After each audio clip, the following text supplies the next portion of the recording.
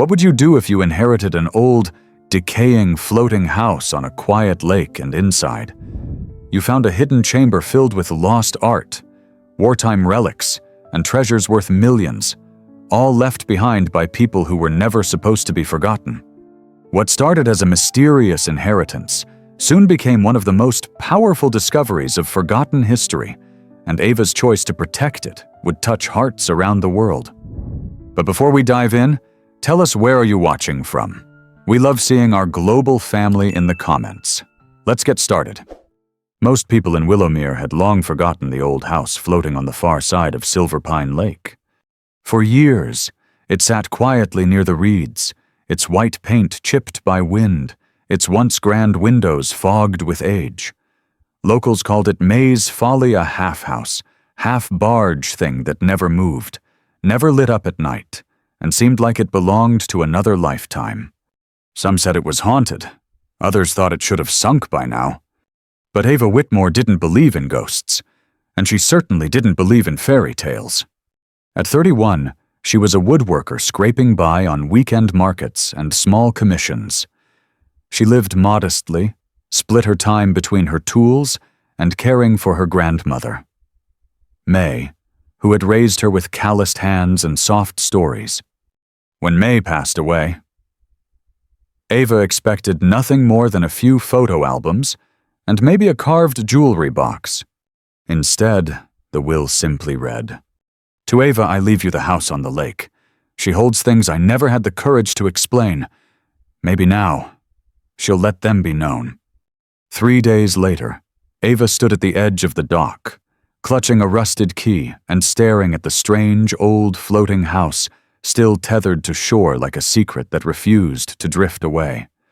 And the moment her boots hit the wooden deck, she felt it, like the house had been holding its breath, waiting for her to come home. The first time Ava stepped inside the floating house, it felt like stepping into someone else's memory, a memory wrapped in dust. Wood and silence. The air was still. Not dead, not cold, just holding its breath.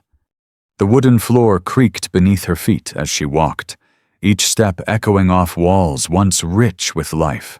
Lace curtains, now brittle and yellowing, swayed ever so slightly, as if remembering what it was like to dance in the breeze. Furniture stood in place like well-trained actors, frozen mid-scene a velvet armchair near the window, a porcelain teacup resting on a crocheted coaster, a gramophone that looked like it hadn't sung in decades. But what struck Ava most was how untouched everything was. Like May had simply stepped out for a moment and forgot to return. She wandered room to room, her fingertips brushing against picture frames, cracked wallpaper, and wooden banisters worn smooth from time. The house had 2 levels, the main living space above, and a lower level that dipped closer to the water line. It was there she found the door. A small one, oddly narrow, painted the same shade of blue as the lake in winter. It was tucked behind an old bookcase in what used to be the reading nook. At first, she thought it was a storage closet, but it had a lock. And not just any lock, this one looked deliberate, intricate, almost decorative. Ava crouched, heart quietly pounding in her ears. She dug into her coat pocket and pulled out the rusted key May had left in the will. It fit. The door gave way with a tired creak, revealing a short staircase that descended into the hull of the house, the part that touched water. The air changed instantly, cooler, denser. It smelled faintly of cedar, iron, and something old, like sealed time. Ava hesitated, then clicked on her flashlight and stepped down. The lower chamber was unlike anything she'd expected. Instead of exposed insulation or storage crates, she found a small, climate-controlled room lined with metal panels and dim wall lights. In the center were 5 wooden trunks, each carefully sealed, labeled in cursive handwriting. On the far wall hung a painting covered by a white linen sheet. Ava walked slowly, almost reverently.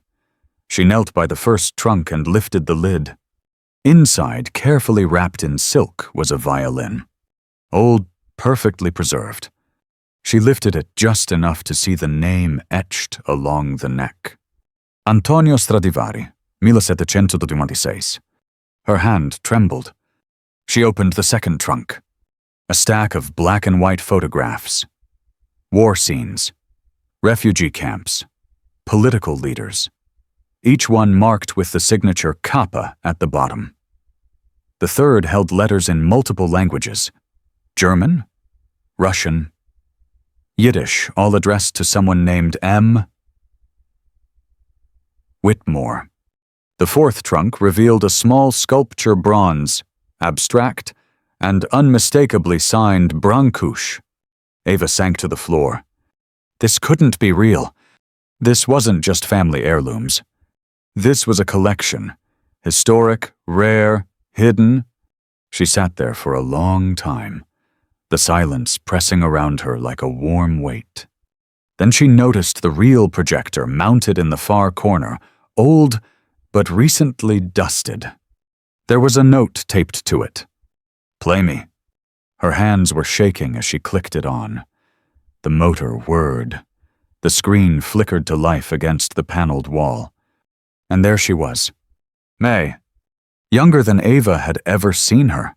Maybe mid-40s, hair in a neat twist, eyes sharp with secrets. "If you're watching this, my girl, the recording began. Then you found it. Good." May smiled softly, folding her hands in front of her. This house wasn't just mine. It was a promise. During the war and after people needed places to hide things they couldn't take with them. Art, letters, pieces of their history. I never asked questions. I only offered safety. This floating home became their vault. Quiet. Unnoticed. Trusted. A pause. I thought I'd take the secret to my grave. But then I met you. And I saw the way you cared for broken things. The way you made them whole again. May's voice cracked. Just a little. This house, these memories, they're not just treasures. They're stories. Someone has to remember them. The reel clicked off. Ava sat in the dim silence, flashlight resting on her lap, eyes wet but unblinking. She thought she had inherited a decaying old house on the water. But instead, she had been given a mission. To protect the things the world tried to forget. To become the keeper of a hidden history that no museum, no vault, no government had ever known about. She looked down at the violin in her hands. It wasn't about value anymore. It was about memory. And somehow, impossibly, it was hers now. Ava didn't sleep that night. She sat in the lower chamber of the floating house, her back against the cool metal wall, the Stradivarius resting gently in her lap, wrapped once more in silk. She wasn't afraid, not exactly, but something had shifted. The air in the house felt heavier now, like it had exhaled after holding its breath for decades, and now it was watching her. By morning, she had opened 3 more trunks, each one more impossible than the last. A sealed envelope signed Pablo Neruda, containing unpublished poetry. A ruby brooch once worn by Queen Marie of Romania. Ava only knew it because May had pointed out a photo of it in a history book when she was a child.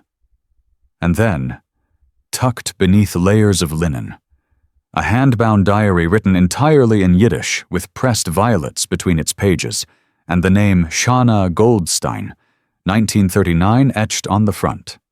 Ava didn't need an appraiser to know what she was holding. These weren't just antiques. They were the kind of treasures that belonged in history books.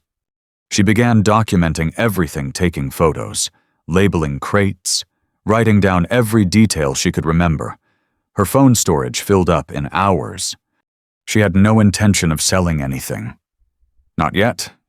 Maybe not ever. She just wanted to understand. But she also knew something else, deep in her gut. She couldn't keep this secret forever. And she didn't. 2 days later, a man in a charcoal gray coat knocked on the dock gate. Ava had just come up from the chamber, her hands dusty, her head spinning. He was polite, soft-spoken, carried a leather briefcase. Didn't introduce himself with a name, just a curious glance at the house behind her. "You're May Whitmore's granddaughter." Ava nodded slowly. "Yes." He gave a gentle smile. "And the house is yours now." "Also yes. I imagine you've begun discovering a few things?"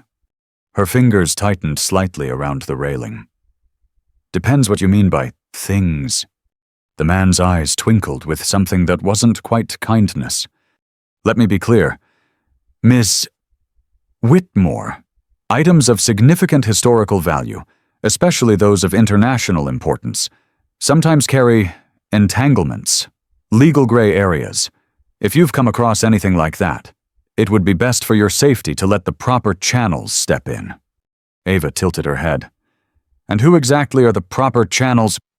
He didn't answer, just handed her a card with no name, only a number, and walked away. She watched him until he disappeared into the tree line.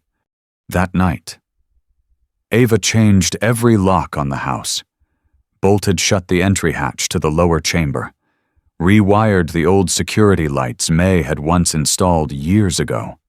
She even set up a motion-triggered camera she found in the attic, ancient tech. But it worked. Then she slept in the front room with a hammer under her pillow. But sleep didn't come easy, because someone knew. And if one person knew, there would be others. The next morning, she called the only person outside her grandmother she had ever trusted completely. Dr. Samuel LeClaire, a retired art history professor who used to mentor her in high school. He once told her, "You've got an artist's eye and an archivist's heart." She hadn't forgotten. When he arrived that evening, he didn't speak at first, just stepped inside the floating house, eyes scanning the beams and shadows, as if he could sense what lay beneath. Then Ava handed him her phone, showed him the photos. He sank into the old velvet chair by the window without a word. "My God," he whispered. "Do you know what this is?" "I think I'm starting to," Ava replied. "Dr. LeClaire shook his head slowly. "No. You're only scratching the surface." Ava. "This isn't just a private collection.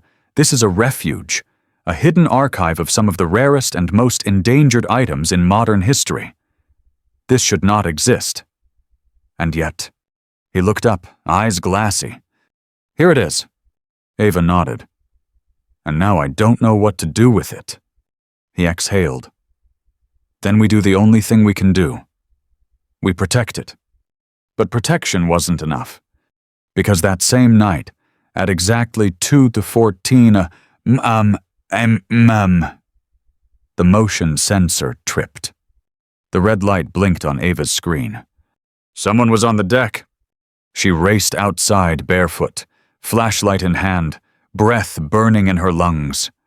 By the time she reached the lower chamber, the door had been forced open. One crate was missing. Ava dropped to her knees, heart pounding, tears threatening. It was real now. This wasn't just about secrets anymore. This floating house wasn't just holding stories. It was holding power. And the world had started to notice. Ava didn't go back down to the chamber for 3 days. Not after the break-in. Not after the missing crate. Not even after the locks were replaced. The windows sealed. The sensor lights upgraded with money she didn't really have. She couldn't. Every time she passed that little blue door, she felt like she'd failed. Not just herself, but everyone who had once trusted this house with their stories, with their legacies. She thought of the violin, the diary, the ruby brooch, and the one thing now gone, the bronze sculpture of a hand reaching toward the sky. Signed and dated, 1944. May had once whispered about it, but Ava never knew it truly existed until it disappeared. That loss, it hollowed something in her. Each morning, she sat out on the deck in silence, staring across the calm waters of Silverpine Lake. hands wrapped around a chipped mug of tea that had long gone cold. The lake, always so still, suddenly felt too quiet, like it was waiting to see what she'd do next. Then, on the fourth morning, something changed. She found herself standing in front of the chamber door, keys trembling in her hand, breath caught somewhere between fear and duty, and she unlocked it. This time, she came prepared. A notebook, gloves, a body camera strapped to her chest, a leftover from an ex-boyfriend who used to mountain bike and document his trips. She wasn't just exploring anymore. She was preserving. Every trunk was measured, every artifact re-inventoried. She took her time, spoke aloud as she worked not to the camera, but to the room itself, as if the house needed to hear her voice again, as if silence had become too heavy. When she reached the empty space where the missing sculpture had once rested, she didn't cry. She simply placed a blank tag with its title and artist, then wrote, "Removed, unknown date, unknown hands, still remembered." She closed the notebook with care. That evening, as the sun melted into the lake in shades of gold and tangerine, her phone buzzed. A message from Dr. Leclerc. "I got a call, discreet, from a group in Geneva. They say they're part of a historical preservation network. No media, no politics, just protection. But they're asking to speak with you." Ava stared at the text for a long time. Protection sounded too much like possession, too much like control wrapped in good intentions. That night, she couldn't sleep. So she went back into the attic, the one May had always kept locked. Ava had picked the latch open the week before, looking for extra blankets. But tonight, she dug deeper. And she found it. Tucked behind a row of brittle books and moth-eaten quilts was an old iron lockbox. Inside, wrapped in faded blue linen, was the original ledger. Not of artifacts, but of people, names, places, letters exchanged, sketches, symbols only a few would understand, notations in 6 languages. It wasn't a list of inventory. It was a map of trust. Ava sat cross-legged on the attic floor, flipping through the pages with wide eyes and a racing heart. One entry read, "Parcel 109, delivered by hand from Budapest, 1946, marked for safekeeping. To be returned only with written request from surviving kin." Another, "Collection of diaries, France, smuggled during occupation, gifted, not loaned." And then a note scribbled in May's delicate handwriting. "Some things are too heavy to carry alone, so we build boats strong enough for many." That's when Ava understood something she hadn't before. The floating house wasn't a vault. It wasn't even a museum. It was a lifeboat. A place built for memory, when memory became too dangerous to keep in the open. It had sailed not through oceans, but through silence, through time, through generations of people hoping someone, someday, would be brave enough to open the door. And now that person was her. The next morning, Ava drove into town. She didn't go to the police or the news station. She went to the tiny public library with the creaky front steps and the bell that jingled when you walked in. She asked for Carol, the elderly librarian who once helped her build a diorama of the Battle of Hastings in 5th grade. Together, they scanned 12 pages of the ledger, no names, no identifying information, just letters, symbols, and drawings. They uploaded them to a blog Ava created that morning. She called it, "Echoes on the Water, the Lost Legacy of Silver Pine House." She didn't promote it, didn't share it, just posted it, closed the laptop, and whispered to herself, "Let them come." They did. Within 72 hours, the blog had over 200,000 views. Some praised her, some called her a fraud, others begged her to donate the collection. A few offered legal help, and one, just one, left a comment that made her freeze. Parcel Deferef 109. My grandmother told me stories about that number. She said it was the last thing her father carried across the border. Please, tell me it's still there. Ava read it twice. Then a third time. She replied simply, It is, it's waiting. The call came on a quiet Thursday morning.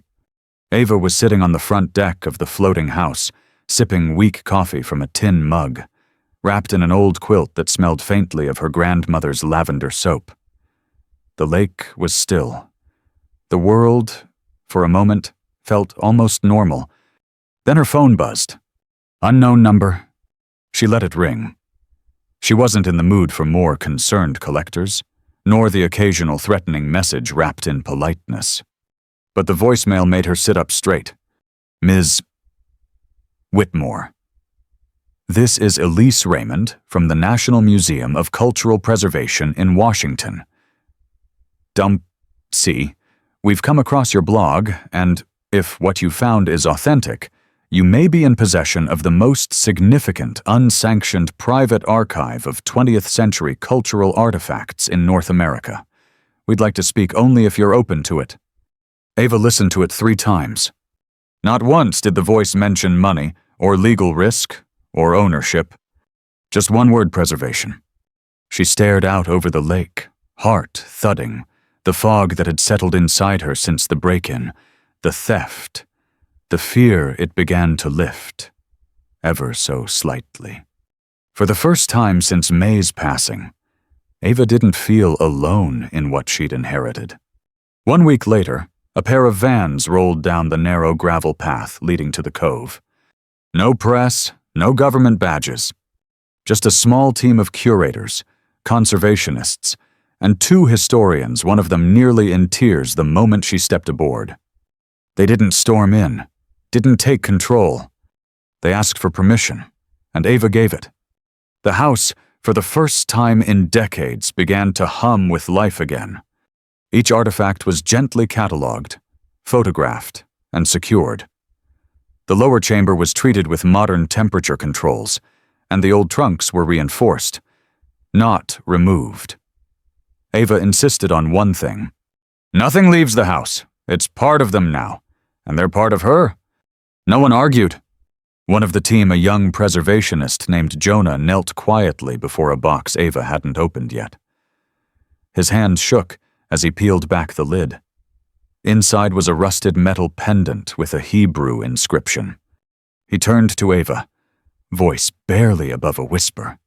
My great-grandfather made these. We thought they were all melted down during the war. Ava didn't say anything, just handed him a pair of gloves. Word began to spread, slowly but steadily through private networks, quiet academic circles, and family trees that had long forgotten a missing branch. The floating house was no longer a secret. It was becoming a lighthouse, a guide back to something lost.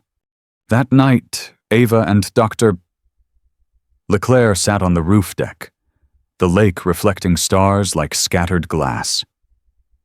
A soft breeze rustled the reeds, and somewhere nearby, a loon called out across the water. He sipped tea from a chipped cup and smiled gently. You know, most people would have sold it all. Quietly. Cashed out. Disappeared to some island and never looked back. Ava chuckled softly. Islands don't carry stories like this one.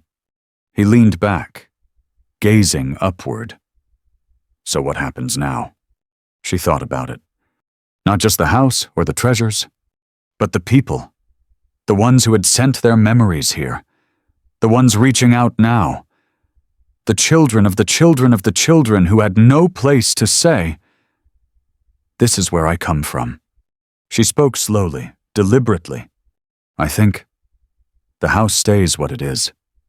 A home. But not just for things. For stories. For remembering. That's when the idea came to life. A floating museum? Not just artifacts under glass, but living stories, rooms preserved just as they were. The attic with the letters, the library with the ledger, the chamber below viewable but untouched. Tours not led by docents in suits, but by people who knew what it meant to carry memory with bare hands and tired hearts. A space for schoolchildren to sit on velvet cushions and hear about the violin that once saved a man's life. A space for families to recognize the handwriting on a page. A space for healing. Of course, nothing that meaningful comes easy. Local officials hesitated.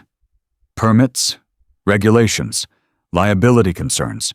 Floating museums aren't exactly common. One city clerk had muttered.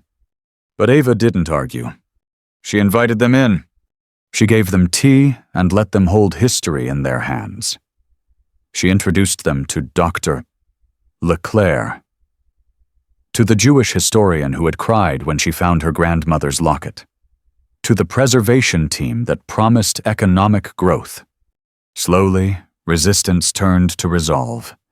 Volunteers arrived, retired woodworkers, high school shop students, a woman who used to clean the town hall and offered to polish the brass fittings. Someone donated fresh curtains. A boy left a note that read, "My family lost everything in the war. Thank you for finding a piece." And the house. She began to breathe again. Boards creaked less with burden and more with purpose. Windows sparkled. The smell of dust faded, replaced by lavender, lemon oil, and the soft scent of hope.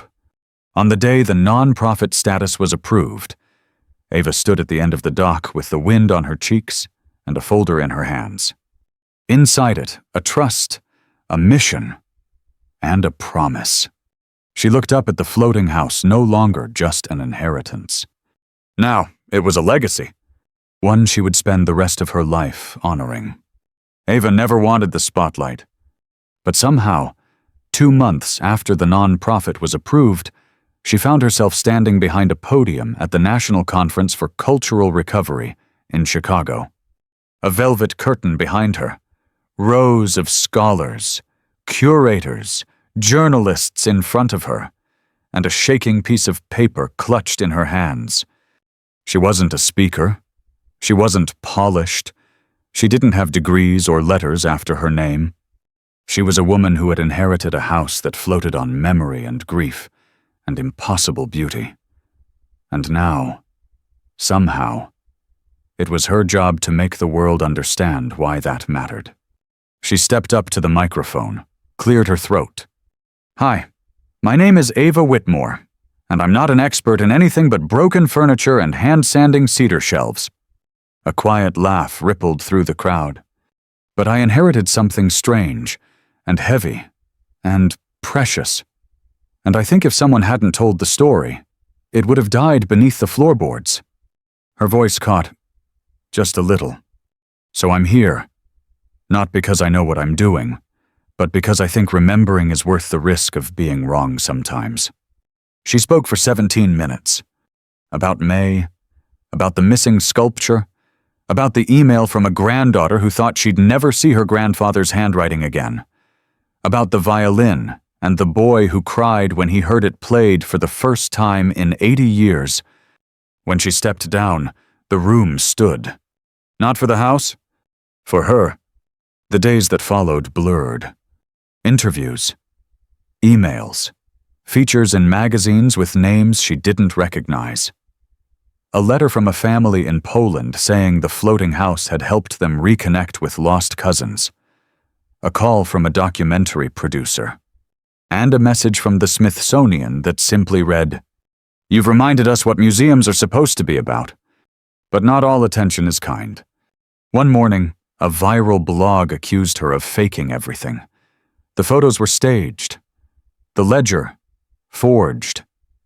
A second claimed she had stolen the collection and was hiding it out of greed. And then came the letter. From a man claiming to be the great-nephew of a past caretaker. He wanted ownership of the house, said it belonged to his family line. That he had a lawyer?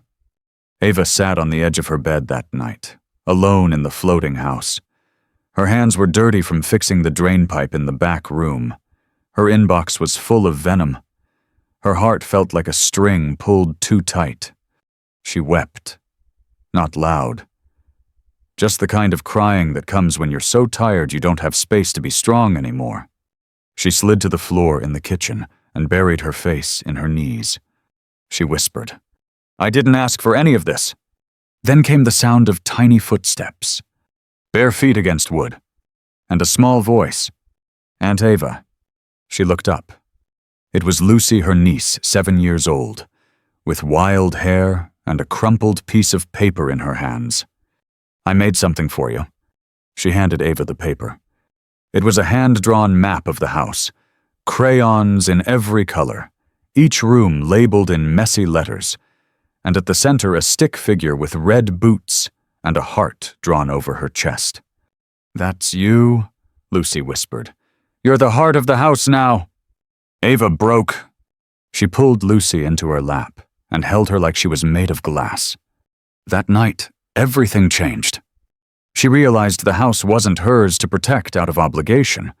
It was hers because somehow impossibly she was the only one who could see it for what it truly was. Not a treasure chest. A heart. Ava hired a small team. Not PR experts, not historians with resumes longer than her arm, but people like her. A retired seamstress who cried when she touched May's rocking chair. A young woman in a wheelchair who offered to make every room accessible. A teenage boy with a stutter who wanted to give tours because I don't stutter when I talk about things that matter. Together, they brought the house to life. The grand parlor became a storytelling room, velvet chairs circling the old fireplace. The attic became a memory archive, guests invited to leave letters, drawings, whispers. The lower chamber sealed behind glass, softly lit, with names displayed not in gold, but in gratitude. And Ava! She didn't stop fixing leaky faucets or polishing banisters. She still wore overalls and mud boots. Still made tea on the same stove May had once used. But she walked taller now. Not because she was famous, but because she had purpose. On opening day, the first visitors included war survivors, orphaned families, descendants of lost artists, and quiet elders who hadn't spoken aloud of their past in years. One woman nearly 90 stopped in front of a small pendant in the glass case. She leaned in, blinked slowly. "That was mine," she whispered. "My father gave it to me the day we were separated." Ava walked over. "Would you like to hold it?" The woman shook. "You'd let me?" Ava nodded. "It was always yours." The woman wept. So did Ava. So did everyone! That night, Ava stood alone on the upper deck, the house glowing softly behind her, laughter and stories still echoing inside. She looked out at the stars reflected in the lake. She whispered, "You did good, May." Then she closed her eyes, hand over her heart, and felt it beating. Not just her own, but the pulse of every soul who'd ever feared their story would disappear, and now, through a floating house, would live again. That summer came early. By late May, the floating house had welcomed over 25,000 visitors. School buses lined the dusty road leading to the lake. Grandparents brought faded photographs, hoping to catch a glimpse of something long lost. Children traced the names on the glass wall with curious fingers. Local musicians played soft violin melodies on the deck every Sunday morning. A couple got engaged beneath the newly restored lanterns in the front room. And one afternoon, beneath the shade of the reading nook, a woman gave birth. The baby girl's first breath was drawn inside a house full of second chances. They named her Hope. Ava no longer walked the floorboards like a guest. She moved like she belonged. Not as a curator, not as a celebrity, but as a steward.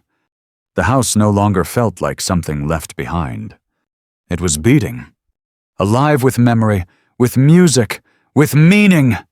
One morning, Ava was downstairs organizing new donations when she noticed a boy, maybe 10 years old, standing completely still in the center of the lower chamber. He wasn't touching anything, just staring at a small glass case. Inside it, a stuffed bear.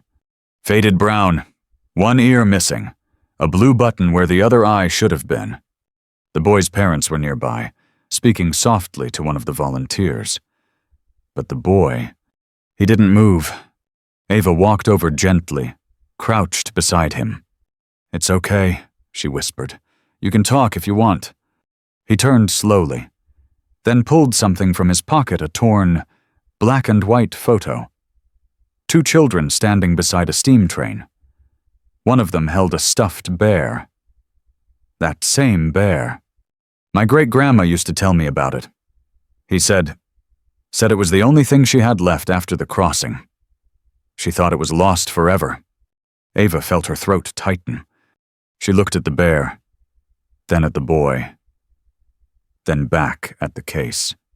Without a word, she stood, opened the glass slowly, and, using a linen cloth, lifted the bear out.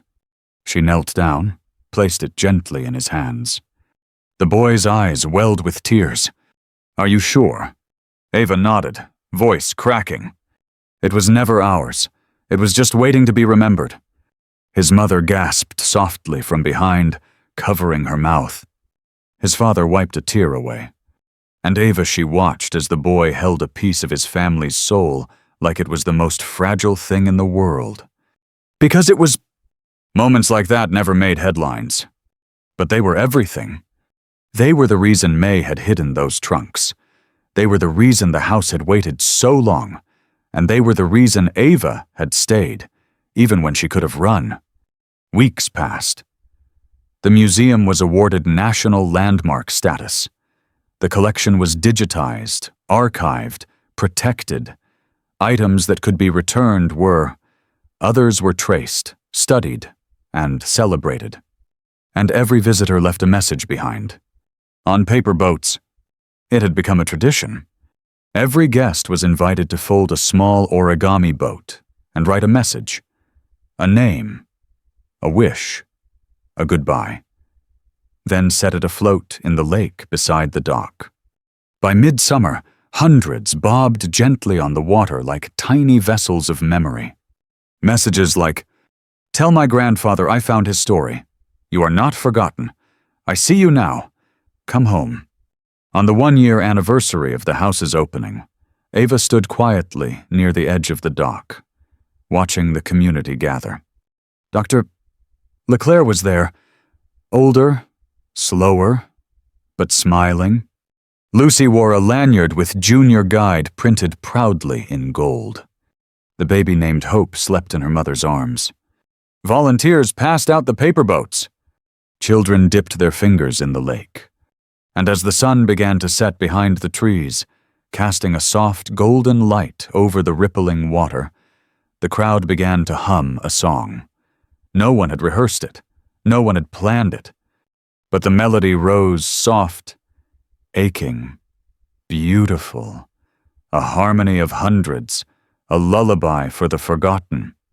Ava closed her eyes, felt the breeze lift her hair, felt the house creak gently behind her, not in protest, but in rhythm, like it, too, was listening.